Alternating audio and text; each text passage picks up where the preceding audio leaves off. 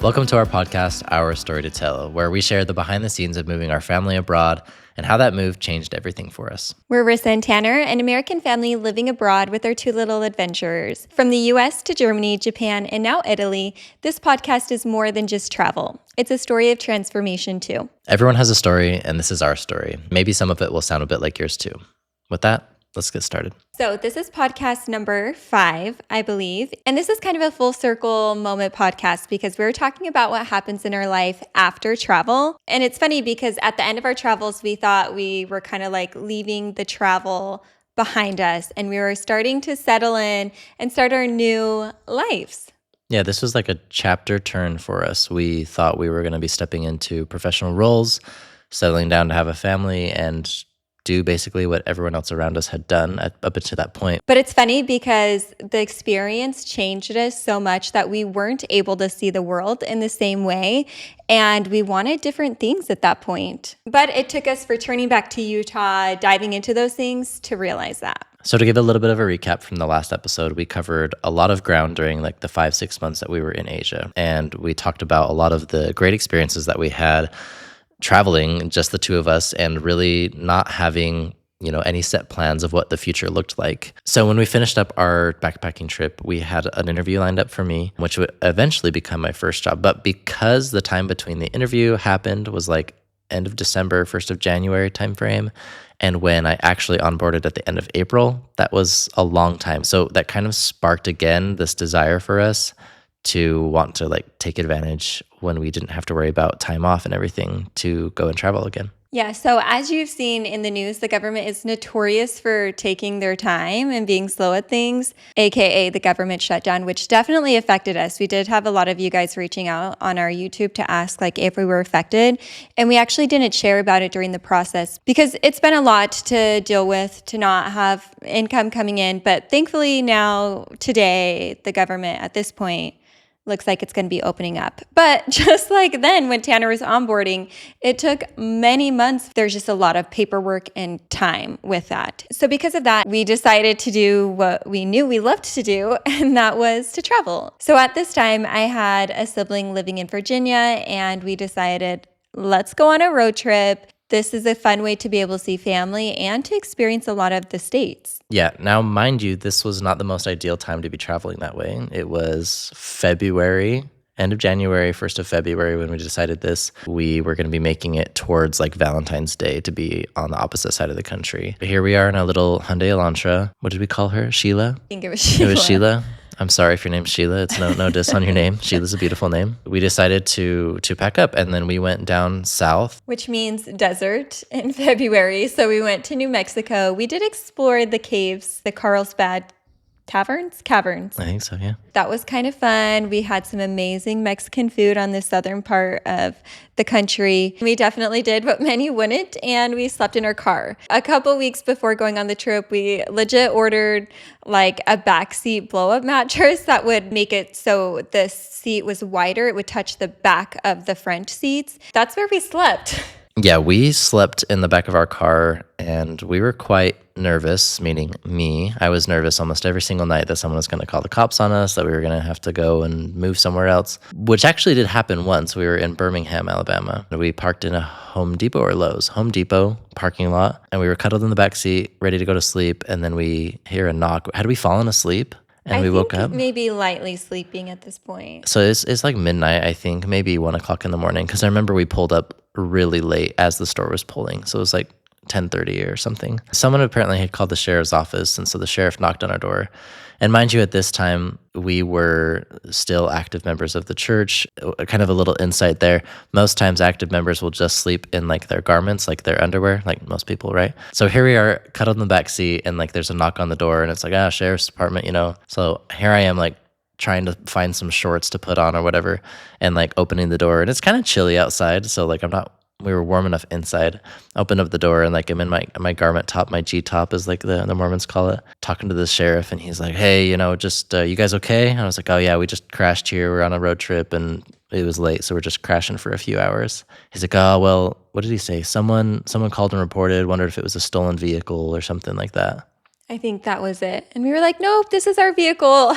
And I'm there. I feel like the garment tops for the females, although they're not what you would think are typical for female underwear. They are more designed after like male underwear per se, but still I'm feeling uncomfortable because these are my underwear. I'm just like hiding there in the back. The police officer was nice. Technically, there's a ton of people that sleep in their like camping vans, in Walmart parking lots, or in big companies parking lots. That's kind of normal for those that do road trips in the States.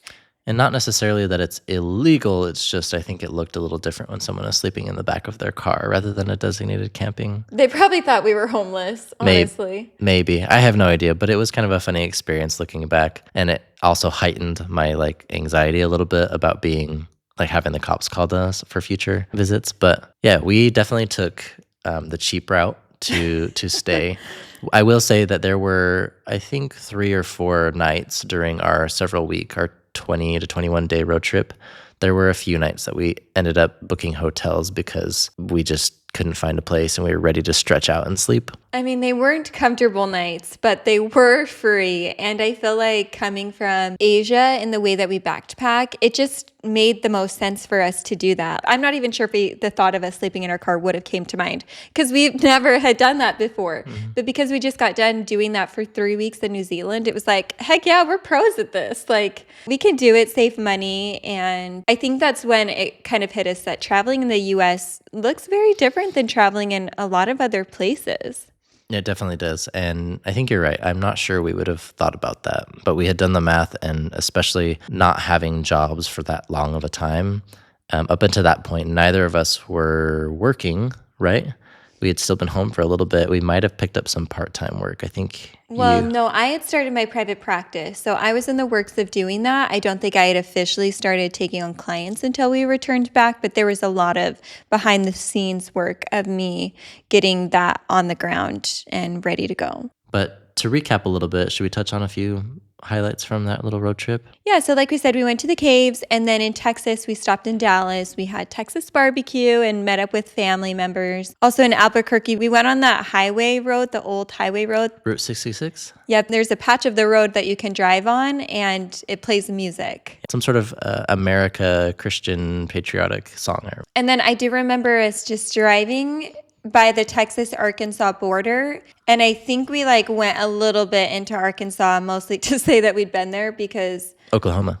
Oh, it was Oklahoma. Because there's really not much that we were interested in seeing, especially in that part of it. We drove through Louisiana, Mississippi. And then we continued on all the way through Alabama, Georgia. And one highlight we definitely had was stopping in Birmingham. So the next morning after waking up from the cop, we actually went to one of the Civil Rights Museum memorial. Mm-hmm. And that was really eye-opening and good for both of us. Because we grew up in Utah, there is not a whole lot of diversity in Utah. Not in northern Utah. I think you're going to find the most diversity in Salt Lake and the surrounding area, but we grew up in small towns. The history between like the first decades and hundreds of years of the states are completely different in the South, where segregation, racism, and like division among the races was very prominent during the time. To be able to learn and see some of that history was definitely important for both of us because we just didn't get exposed to a lot of that growing up. It was incredibly impactful for me. And I also remember the feeling of just seeing more diversity around me, seeing more Black individuals and feeling the difference in my body. And I appreciated that, especially after traveling. We came to really, really appreciate and love the diversity. I think it's so important to recognize and appreciate the uniqueness of every person and every race and every language, every food, etc. And so it was impactful. And there was a noticeable difference of like, oh, wow, we're not in Utah. Yeah. This is different. And also refreshing, right? The food. We could not drive through some of these southern states without trying a couple things. So we did end up having crawfish, like a crawfish boil. And it was, I think, early in the season, but they still had it and we loved it. Yeah, the spices were amazing. We both left that thinking we want to do this again, like during a peak season sometime. We had gumbo. We had The soup in Yeah, Mississippi. jambalaya and gumbo. And I think that was a lot of it because we were trying to be frugal and on a budget, but we couldn't drive by without trying some of it. And I am happy that we did that. Eventually, we continued through the Carolinas and we got to see some more beaches. Again, pity that it wasn't like great weather to enjoy more time on them, but like still very beautiful. So that eventually led us up to Virginia, where we got to spend some time with family there. We did take a road trip to DC with them, and we got to spend some time in DC, which was fun for both of us. Yeah, we explored one of the famous museums. Of course, we walked by the Capitol, saw a lot of the major landmarks. It was honestly really, really cool. I liked DC. Yeah. And then we did try a very expensive lobster roll, I remember. Was it $15 or $25? I think it was $25. Yeah. And it was like, I don't know, 7 to 8 inches. Did we each get 2 bites? Is that what we decided it was?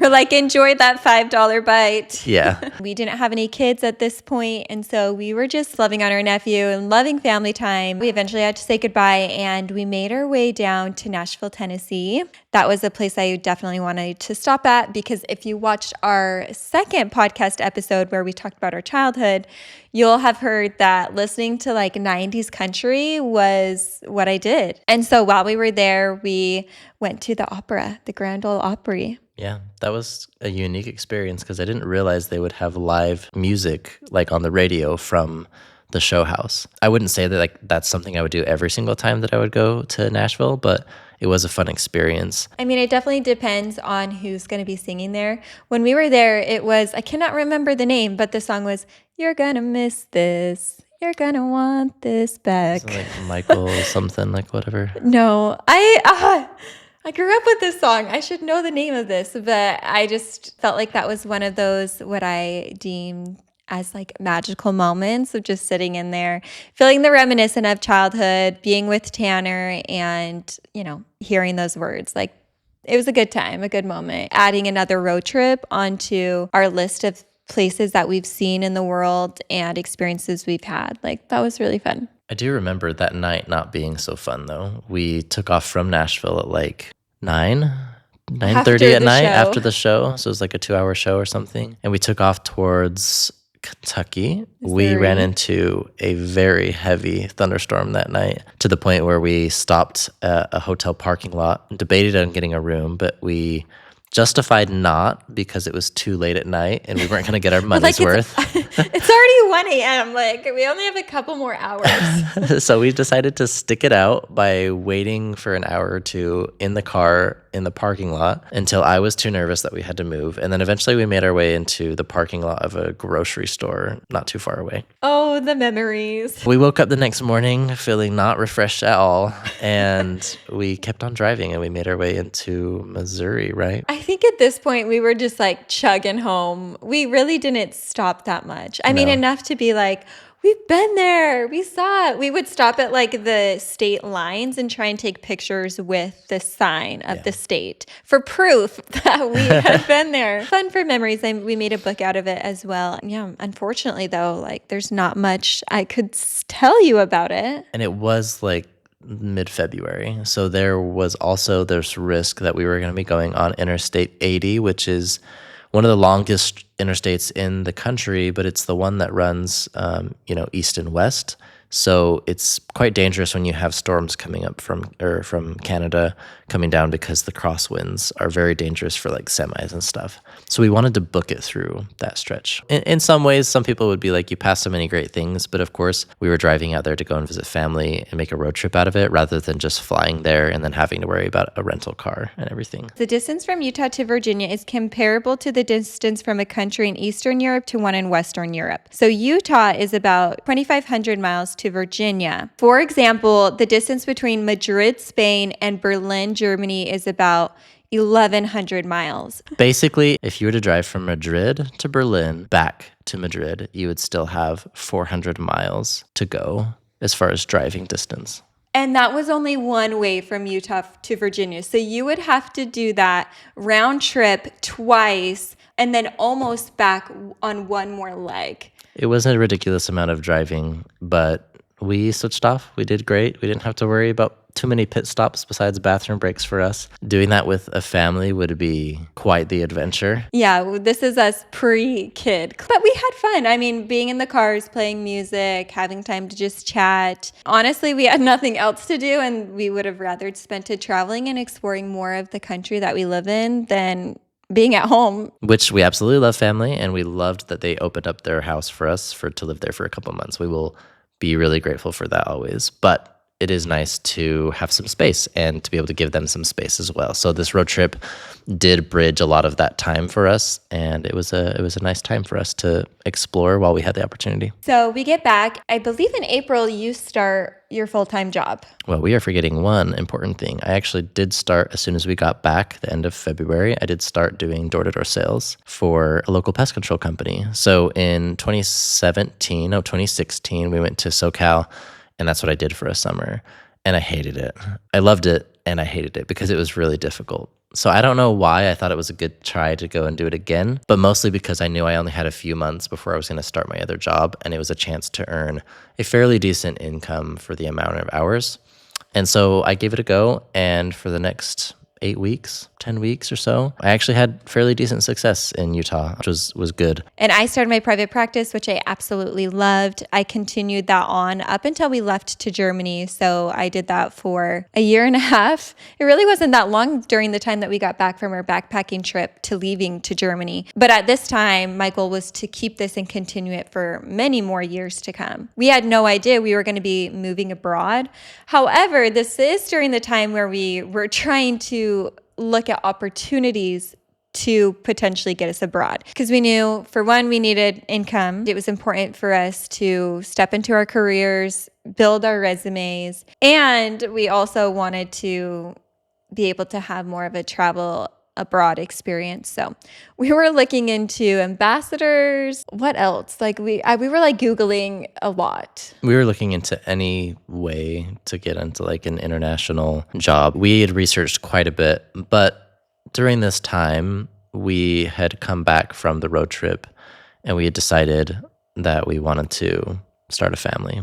During this whole time of like looking for international opportunities, you starting your work and me doing pest control, we had a moment when we were driving home. I was going to work, you were going back to where we were living. We called each other on the phone and we were both crying because we were sad to not be with each other because we had spent so much time with each other, right? Mm-hmm. And we both distinctly remember leaving that conversation and communicating that like we felt like this was kind of a sign, honestly, like a really deep feeling spiritually and emotionally like that. You should start to try to have a family. Mm-hmm. Yeah, I think we had started the conversation. Honestly, I'm sure even when we were backpacking of, what are we going to do when we get back? Having a baby was something that had come up. Even at this point, I'm 22? You're 23, and we've been married for 3 years now. And at this time, being raised in the culture where we did, the community, 3 years without a kid is kind of a longer time. It definitely felt like it for sure. We were getting comments from friends or family asking, when we're going to have a kid. It seemed like there wasn't any other better time than now. Like we had graduated, we traveled, you just got this first full-time job. If you look at it and you think about it, especially in our perspective, coming from what we'd been taught in the Mormon religion, that just made sense. It was like the next thing to do. Yeah. And we both felt that. Neither of us regret making that decision at the time. Although sometimes we do wonder, like, what would life be like had we decided to just embrace even 6 months of working, like me working full-time, you working more in private practice, and to see like what we felt like then. But again, we don't regret it. It's just one of those things that you replay in your mind. You're like, what would life have been like? What would have it looked like had we just even waited just a few more months to see where our perspectives were? And it is interesting to reflect now on the changes that we've made internally, the way we see life, to look back and be like, it makes sense why we even had that impression, because we were kind of preparing ourselves for that impression. Mm-hmm. So yeah, I don't know. That's something just to chew on and to think, if you kind of know that's the next step, then like it's very easy to have an impression that would create or provide that answer. Confirmation bias in a little ways. Like this is what we knew was supposed to happen, happen. So if we have any inkling of a desire, then like that's the answer. Rather than we can still hold these two truths of we want to have kids one day, and right now let's just take things a little bit at a time to step into our new roles and stuff. Yeah, that's an interesting thing to think about, like you said. I will say one thing to consider is that, at least from my end, I did next to no mental or emotional or physical preparation for being a dad. And I don't say that like I was still say like I was relatively healthy, I was active, I was like having a balanced diet, etc.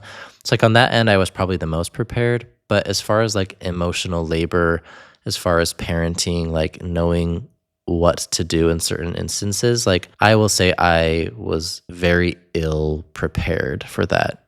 But it wasn't like on purpose. It was more of like you just figure it out. You just figure out how to be a parent. Whereas I know that you were doing so much behind the scenes with preparing for birth. Obviously, it affects you the greatest, being the bearer, but like I do look back at that and wish there was a bit more of maturity on my end to recognize like, no, I'm going to read these materials. And eventually I did read some of them because you asked me to. But like, yeah, I wish that there would be this, I guess, maybe mentor for me or maybe realization for me, because I had plenty of good mentors around me. I just didn't know as much. I mean, in some ways we didn't. I'm 22 and you're 23 years old, and we decide to be parents because that's kind of the cultural norm. And we were feeling like, oh my gosh, we've waited a long time. Brava, we did this, you know.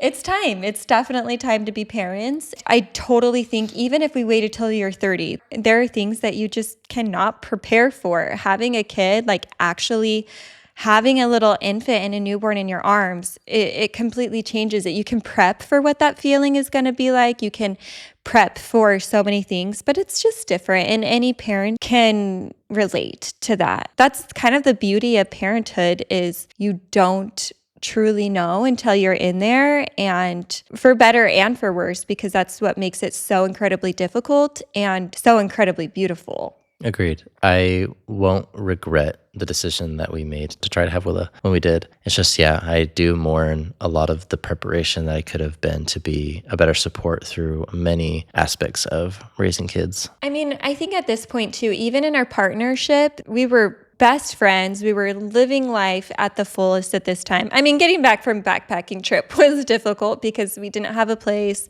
You know, we were job searching and kind of in the in-between for a little bit. But overall, when we look back to the 3 years of us being married, I was already kind of more like that default person in our relationship. So when it came to even planning our wedding, Tanner and I had talked about in a previous episode, like I was the one kind of creating the registry, planning our wedding. Like I was making and doing some of that mental energy and load, especially in the religion growing up. Like it's quite a patriarchal system. It makes sense that, you know, the women naturally, I feel like across the world, are those individuals doing that invisible emotional labor, preparing meals, grocery shopping, planning, buying gifts for friends or events. Of course, this is not straight across the board, but in our community and in our lived experience, it was just kind of that way. That's what we saw in our families. That's what was the normal. And so at this time, when it came to becoming pregnant, which I found out on my birthday, actually, which was really fun. It actually was like perfect timing because maybe I could have taken a test like 1 or 2 days before, but it was still up in the unknown of like, I don't know if I'm pregnant. So then when we did on our birthday, it was so exciting. But I was the one choosing to film it, so we would have this little video. I was the one creating an announcement for you. I was the one creating the baby registry, reading all of the books about pregnancy. And then, like you said, like I came to you to be like, will you please read this? Because I want to be prepared. My goal was to have an unmedicated birth. And we did. It was a successful, beautiful birth in the hospital in Utah. You were an amazing support and team player. And it did come with some encouragement on my end to have you more prepared. Yeah, it definitely did. And that's, I think, what I'm referring back to as well, is maybe this like reality check of the amount of work and preparation that needs to go into being ready for it. And so obviously I'm forever grateful that you pushed me and helped me get there, because I got to enjoy more of the birth and that whole experience because of that as well. And yeah, some difficult conversations obviously to revisit and see, like beautiful experiences. Yeah, looking back and just not knowing any better, I feel like comes with some of that maturity, becoming more of age and stepping into more of responsibility roles and stuff. So during this time when I'm pregnant, I'm doing my private practice on the side. I'm also working for another part-time company. Tanner's at work. We're getting into this rhythm of, him doing full-time work, being gone, and me just like preparing for this baby and also focusing on my career. And during this time, we're living in this like 2-bedroom top unit of a house. And that was an experience. I mean, I would say it was a 1-bedroom because Yeah. it was the living room was the other bedroom. Which again, it was nice. It was newly renovated. It was big enough for the 2 of us and then eventually for the 3 of us for a short period of time. But the issue with it is that there were drug deals going on in front of the house and we didn't know about it until we would see very non-discreet handshakes and passing of little packages between people on the sidewalk. The weird thing is they were the kindest people to us and they were very like nice to say hi and, of course, seeing you as like this cute pregnant lady, Well, I'm it's sure maybe helped not it. weird that they're kind. Well, it was weird that they were so social, I think. I would Okay. think most people would be like, don't make eye contact and try to avoid. Regardless of the situation, it wasn't exactly the place that we wanted to be there long term. It was really close to 25th Street in Ogden. We could walk down to see the farmers markets, Walk the to the library. I remember running around the block of the library and not really wanting to go too far off because even at that park, sometimes there were homeless individuals, which was okay. But sometimes they would like interact with, say, me running, say something. But I felt safe on that block doing that because there was enough people going to the library.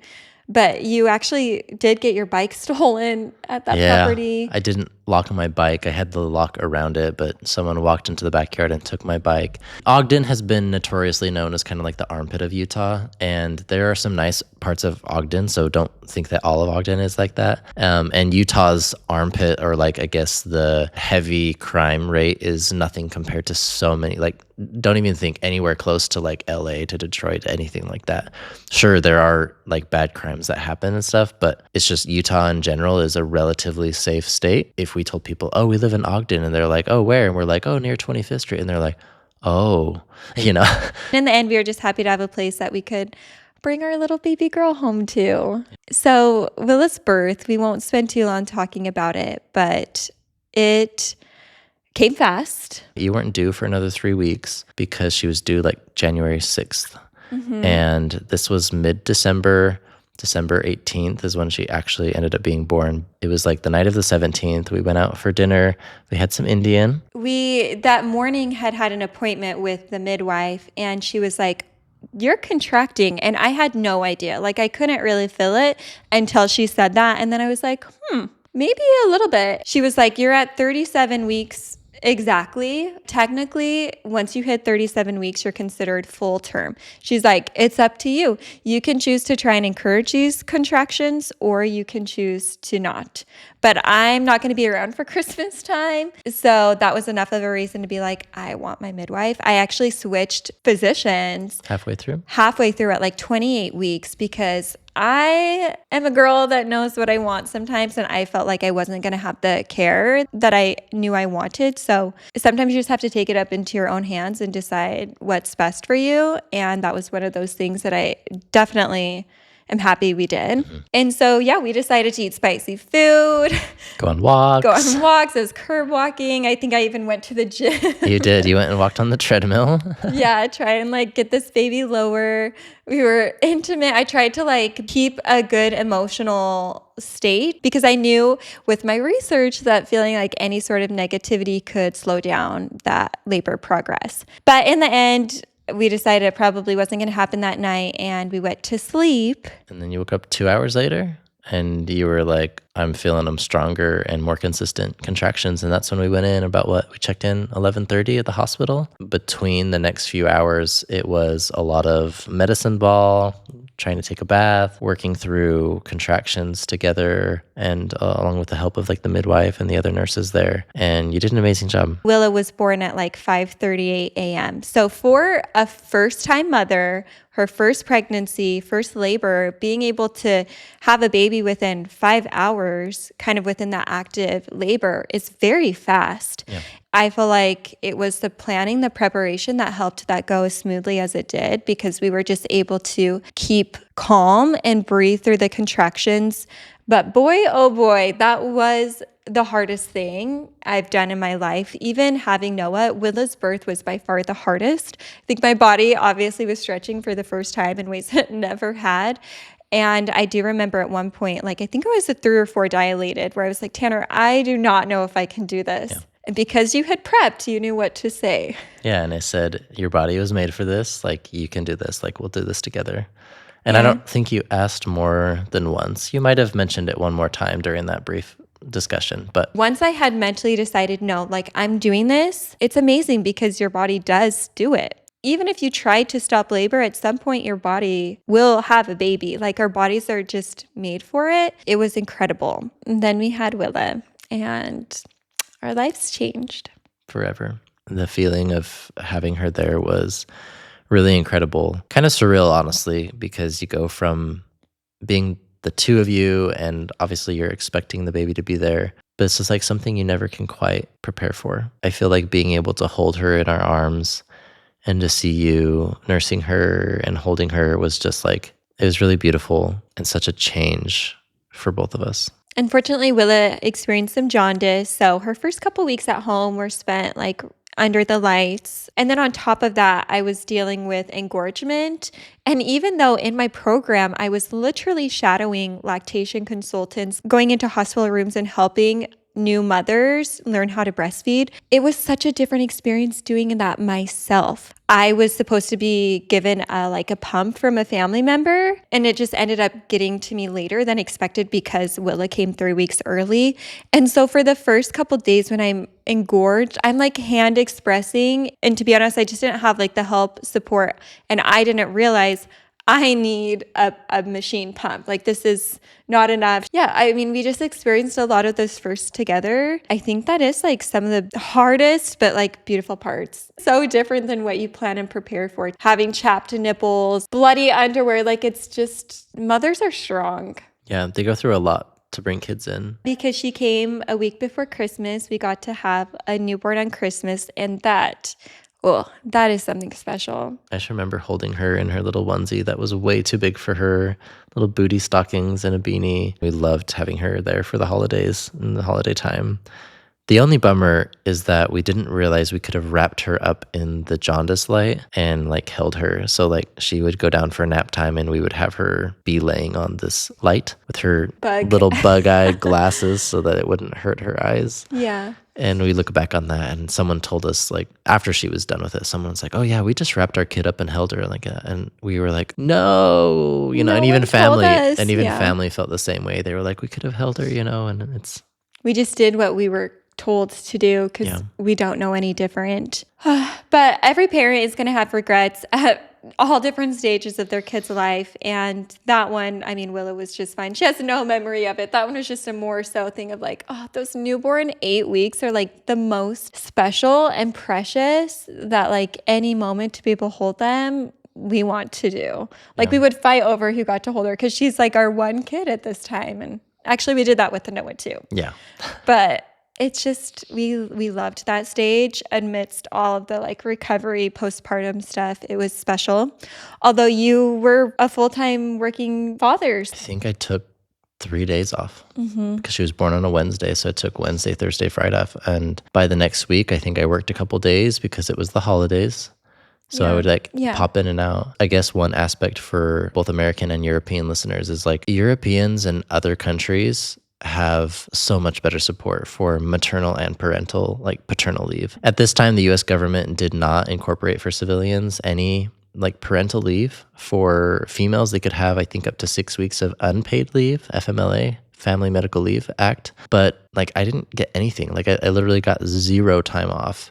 and had to take sick leave for the 3 days that I did take off. So it just goes to show like there's definitely progress being made in some areas, whereas with Noah, I was able to get 12 full weeks of paid time off that I could use over a year. That was unheard of, especially coming from zero. It was hard because, you're a first-time mom. Like, we weren't living super close to family so that like every day someone could be there or whatever. Right. But we were figuring out a lot more ourselves, and like I would kill to go back and be able to have the same amount of time that I did with Noah that I would with Willa, especially where we were first-time parents. Yeah, when we say our lives change, like, yes, emotionally, because having a kid just like shapes you and changes you, but like really our lives, especially mine, did change so much because I went from being a little bit more career focused to then taking care of a newborn almost on my own during the day for the first time.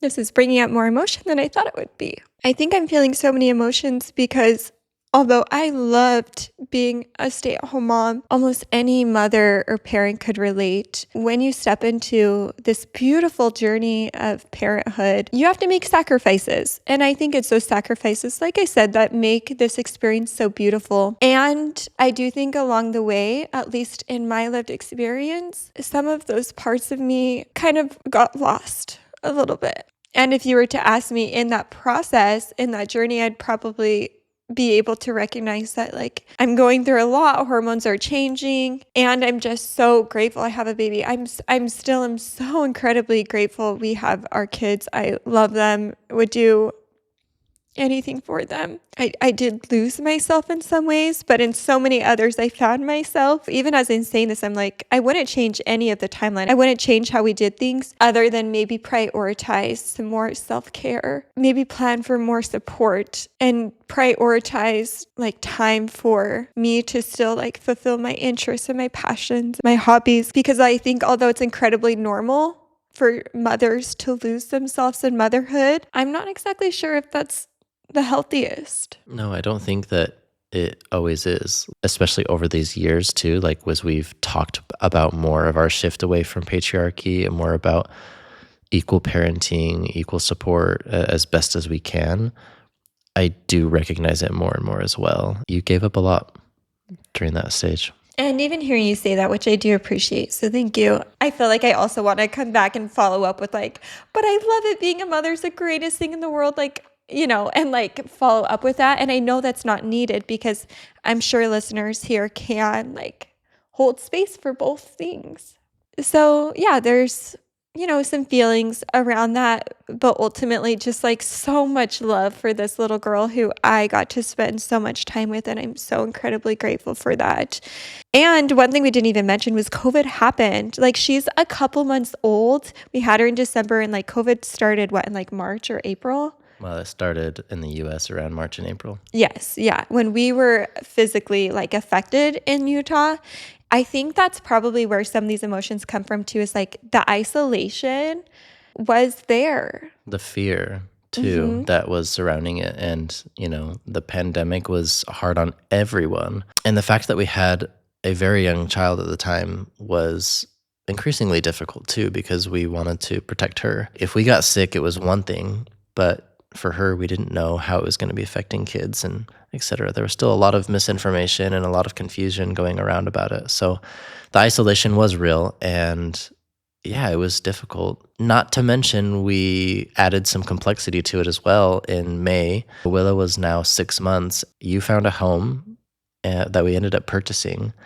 And not only purchasing a home, but then spending the next year almost renovating, completely gutting a lot of it and renovating it to make it a home for ourselves without even realizing that we weren't going to be there for much time. No, we had no idea. However, the house that we found was a great deal for what it was. We were wanting to have something, to invest in something that could be more of ours, like a home base. That kind of comes with the par. Like, you start a family, if you can make ends meet to be able to get into a place that's kind of like the American dream per se, is to like own your own house. And at this time, like I had been working for a year, we were able to save up enough to buy the house. I know a lot of times people, especially right now, given the high cost of living and houses, our home has almost doubled in value since we bought it in 2020. And here we are 5.5 years later, and it's hard to think about trying to get into that same home. Thankfully, we were able to get into a federal program where we had to put very little down for the place. So it made it all possible. Like, granted, it came with hard work. And we were very fortunate that it was like the timing, because there weren't a lot of people shopping during COVID. And we bought the house at a very good deal, an amazing interest rate. So all these factors were like definitely playing in our favor. We recognize that. I mean, and I was just going to say, like, it's funny because we were talking to people to be like, would you buy? Because the market was starting to go up higher. And most of the advice was like, no, I wouldn't. But I just felt like this was meant to be the place that we should buy. And I'm so happy I trusted that, because the housing market, like you said, has just like changed so much. And it was actually the perfect time. Well, earlier would have been the more perfect time. But we weren't ready for that. But we weren't ready for it. You can start to see we're starting to trust ourselves a little bit more, learning and growing so much, as anyone does in their 20s. Like, these are experiences that everyone has at different times in their lives that help them to feel more sure of their feelings. And I am happy that I trusted my gut on that one and we went forward with that property. Although the work that came with it, neither of us expected that. Going back to your conversation about like you giving up a part of yourself and being the caretaker, that would have been a completely different story had we bought a house that needed zero renovation, or if we had lived in a place. We recognized that sacrificing those months and that year of living in there and renovating it came with a cost, but it also was with the hope of setting us up financially for success later in life. But I do think it's important to mention that, like, I would go to work and we'd come home and I would immediately get working on projects, and then we'd eat, and then I would work on projects. And we're living in the property while you're renovating. So like literally at one time, I remember putting like the baseboards up with the like nail gun, and Willa's in her crib in the room, all the stuff centered up. Do you remember? And we were able to work in the room while she was sleeping. But yeah, it was very taxing. And I could see how much that affected you. Like, mentally, you were exhausted. I think just a hard year for the world with COVID, but in our experience, like, it was one of the hardest years, I'd say. Maybe Japan was. We'll talk about that in future episodes. It was definitely in the top 2, I feel like. Thankfully, we did have support. We were able to have a lot of support for renovations, for demolition, for installation. So like, I will not go and say like that Risa and I did this single-handedly, because that's far from the truth. We had so much help. You know, it made it all possible in the timeline in general. But I would agree, up until that point, that was by far the hardest, because during the summer, your mom asked if we wanted to go on a date, and she came, and it was like the first time in a long time, it felt like, especially with everything going on. I think it was like 6 months. I think it was like for your birthday or around your birthday, that she was with Willa for a couple hours. And do you remember, like, we were missing her so much? Maybe I was experiencing that for the first time, because I never had been away from her for maybe more than like an hour or two, a shower, a lunch, something like short. So to have a couple hours, that just shows like how attached at the hip I was with Willa, and like how little I was spending my time outside of like motherhood, which I love. And looking back, I'm like, oh, it would have been really good. It would have been really good to like be able to do more of that. But we had all those other factors that were making it more difficult. And it is funny that like the 1 year we were by family, it took us 6 months to go on a date. Yeah, it is interesting looking back, but it's not because like the support wasn't there. I think it was largely because we were so busy. And I was breastfeeding, so I really couldn't be away from her that long. For both of my babies, I actually breastfed them for 2.5 years. I think in part of it, I loved the intimacy, the closeness, the physical closeness with my babies. And also, I was a little lazy to not like... Convenience. Yeah, the convenience. It's like, it's there, food on tap, whatever, milk on tap. I am in awe and like think it's amazing the time and energy that mothers will put into work to just have food available for their babies, whether that's pumping or even formula in bottles. Like, it just does require a lot of time that first year. So one thing I was going to bring up was, because we've started the conversation in all of these podcasts about religion. Up until this point, we had been attending like church virtually because of COVID. Everything was locked down. And even if church was in session, I don't think that we would have been going, just having a newborn. Yeah, so I would say like our spiritual viewpoints at this point were largely the same. Wouldn't you agree? Yeah, we'd both still kind of dress up in our Sunday clothes for you to bless the sacrament in our home, to pass it out to me. And sometimes we'd have our downstairs tenant come up and do like a little sacrament meeting, home church. This whole time of like renovations, like I'm transitioning to a new job, to a new career field. I'm doing really well. Thankfully, I was actually able to get a promotion within the first year of being there, which was great for not only for pay, but just for experience opportunities. And little did I know that it actually set me up for this next stage.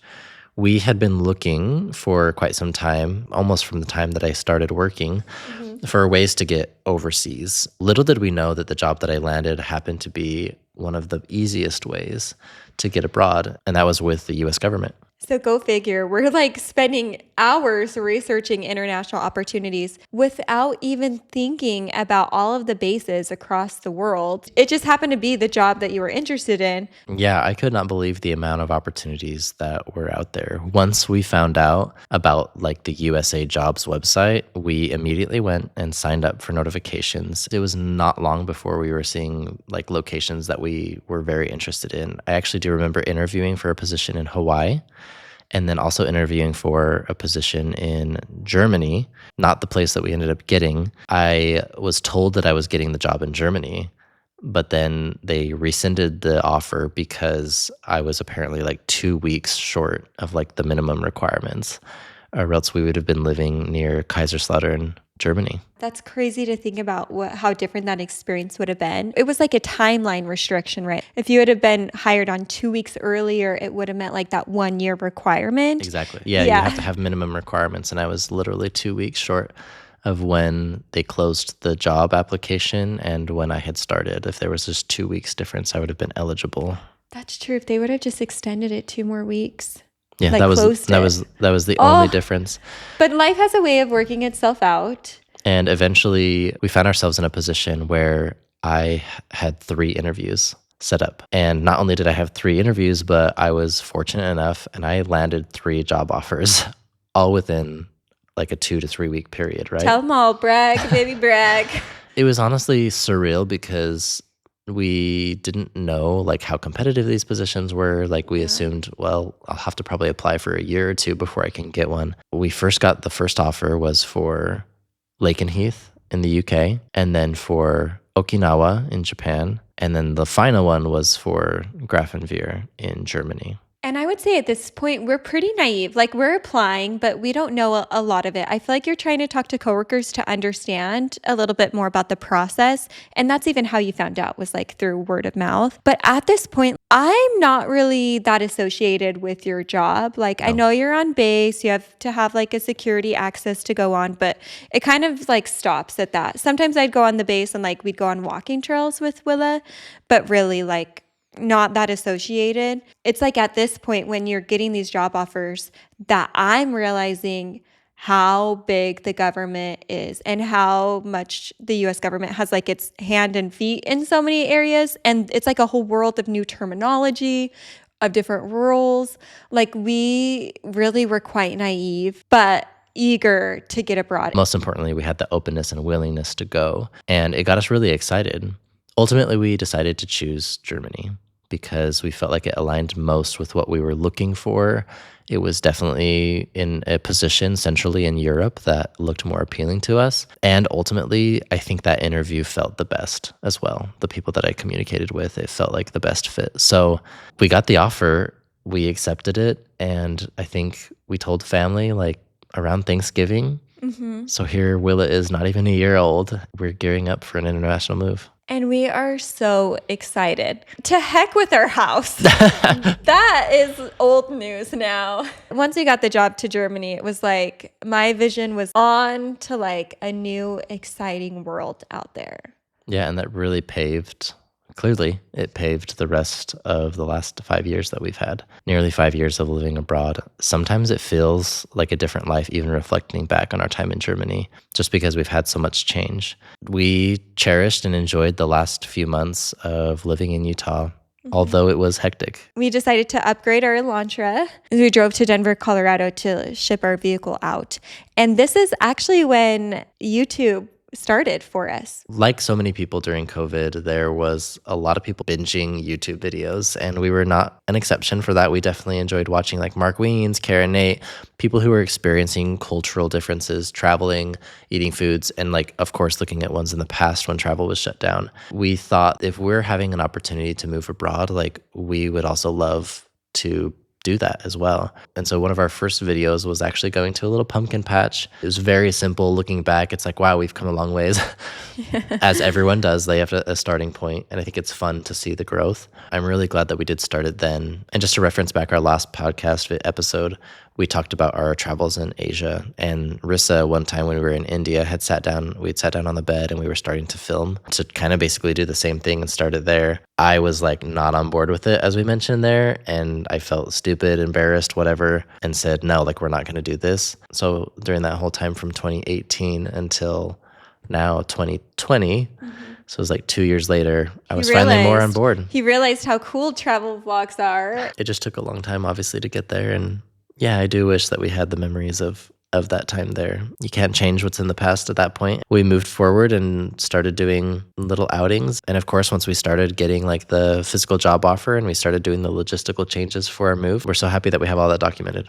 Yeah, it's really cool to look back and be like, that was when we dropped our vehicle off. That was us buying it. This is when you got orders. We filmed telling our family, like just through the phones, because again, COVID, but like we have their reactions documented and ours. And when you first got that job offer, I think we like danced in our kitchen with little Willa. They're all documented in like our little renovated kitchen. And yeah, I just mirror what you say. Like it feels so good to have these moments documented, whether they're big, like finding out we're moving abroad, or small, going to a little pumpkin festival just on a fun weekend or weeknight day as our little family. Yeah, it's really been a journey to see our family grow and to see us change, developing into new people in so many ways over that time. So now at this point, we have our offer to move to Germany. This is where I found out what HHG means and accompanied baggage. HHG, by the way, is household goods. They will have like movers come to pick up different things. You can organize your stuff different ways. We didn't really know. We just had scheduled a date for people to come and help us to pack up and move. All of these acronyms that come along with it. There's the new language, there's the process, there's so many delays that come with the anticipation of moving that military families are very used to, just because that's how the military has been running for decades. For us to kind of step into this military world was eye-opening and gave us a lot of like empathy towards those families who are moving around all the time, not necessarily because they chose to, whereas we definitely have been able to choose that. So at this point, like the logistical steps are being taken care of for us, and we're just waiting for the day that our flights are booked. The biggest hurdle at the very end was because it was COVID season, we had to get COVID tests, and they had to be the rapid tests, and they had to be within 72 hours of us leaving. And I don't even remember what day of the week we were leaving, but we only had one option in like northern Utah to get a test done, and it was $400 per adult. Thankfully, we got some of it reimbursed a year later. Before we hopped on the plane, we were living with our families for the last like 2, maybe 3 weeks. We were just like literally cherishing all of the time that we got with our family, which unfortunately wasn't with all of the siblings because of COVID, but still what we had, we're so grateful for. And the goodbyes were really hard and emotional. Yeah, those goodbyes were really hard. And I remember us both leaving just feeling like, man, this sucks. Like, we're still super excited for Germany. But like the thought of not being close to siblings and to parents and being able to have those moments where it's very like everyday things, like, was hard. Imagining not having that was also new for both of us, because it wasn't just like we're going for a few months. Our intent was to go for 3 to 5 years. Tanner had kept his return rights for Utah. So we were basically telling family we'll be gone for 3 years and then we'll come back to our job in Utah, because that was how it was set up at that time. We knew that there was a potential maybe to expand to 5 years, but we were kind of like 3 years is a long time. Like, we'll probably want to come back to Utah. Look at us now. I mean, we just extended to 7 years. That has come as a shock. In order to have that extension to 7 years, we did have to let our return rights back to our job in Utah go, which makes sense. But, that has been a difficult decision. It feels so right for us to be abroad. It feels so right to be right here, right now in Italy. However, I remember the feeling leaving family's house and just being in tears, feeling like, I don't know when the next time I'm going to see them is. And I get emotional because I feel that every time I say goodbye to them, when they come to visit or when we go to Utah, like that's always one of the hardest parts. When you're saying goodbye to family for an unknown amount of time, it just really hits you. Yeah, especially since we had never moved abroad before like that. Like I had for my mission, but it was different because I knew I was coming home. And it wasn't with a little baby and my wife, It was a much different experience, but we were doing it together. We were taking off, and we were beyond excited for this new chapter. So landing in Frankfurt, then driving across the country to get over to Bavaria was also surreal in so many ways, but it kickstarted some amazing memories. And thank goodness the restrictions to COVID loosened up later that year, because it changed our experience, being able to travel, being able to have the life and the experience that we did in Germany. So we're going to leave off right here with us just landing in Germany. Stay tuned for the next podcast episode in 2 weeks, where we're going to dive into our journey in Germany. Kind of a tongue twister, our journey in Germany. Yeah, that time did come with a lot of changes for us, but so many amazing, wonderful memories that we're both excited to dive into. A lot of highs and a lot of lows that a lot of you guys might not know about. Thank you so much again for joining today. And we would love to hear any feedback that you have. Leave them down below in the comments, or if you're listening on Apple Podcasts or on Spotify, be sure to leave us a rating there as well. Ci vediamo. Ciao, ciao.